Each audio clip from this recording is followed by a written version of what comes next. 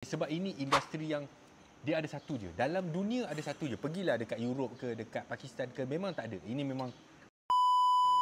Sebenarnya Harum Manis ni, wife saya dia selalu beli lah. Tiap-tiap tahun memang dia akan beli. Saya pun tak tahu. Saya ingatkan, membayangkan dekat Perlis ni, dia orang just tanam, packing, jual online. Yelah, negara dia jauh, paling jauh di utara.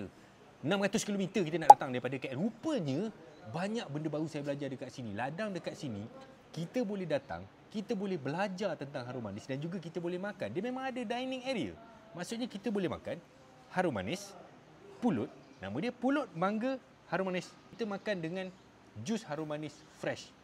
Jadi, wakil potong kaki kita ialah Abang Hamdan. Bismillahirrahmanirrahim. Makan bang, try rasa. Ni yang dia ambil tadi ni, yang dia potong tadi tu. Macam? Bismillahirrahmanirrahim. Rasa dia kan, rasa harum manis. Memang tak macam rasa mangga lain. Dia rasa mangga harum manis. Tu ambil tu. Dia punya ada, ambil orang punya. Tu abang punya. Mana boleh? Memang sedap.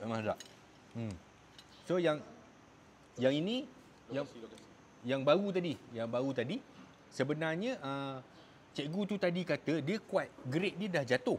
Jadi walaupun grade dia dah jatuh, tapi rupa dia kalau saya okey je ni.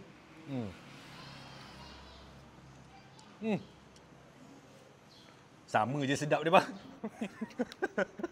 So kalau anda nak makan buah yang fresh dalam suasana kampung apa semua, bawa anak-anak belajar tentang Harum Manis. Sebab ini industri yang dia ada satu je. Dalam dunia ada satu je. Pergilah dekat Europe ke, dekat Pakistan ke, memang tak ada. Ini memang mangga yang paling rare sekali dalam dunia. Dan anda hanya boleh makan dalam tempoh 2-3 bulan je dalam masa setahun. Sekarang dia tengah kaji untuk panjangkan balik. So sekitar bulan 2 sampai bulan 5 macam tu saja. Habislah.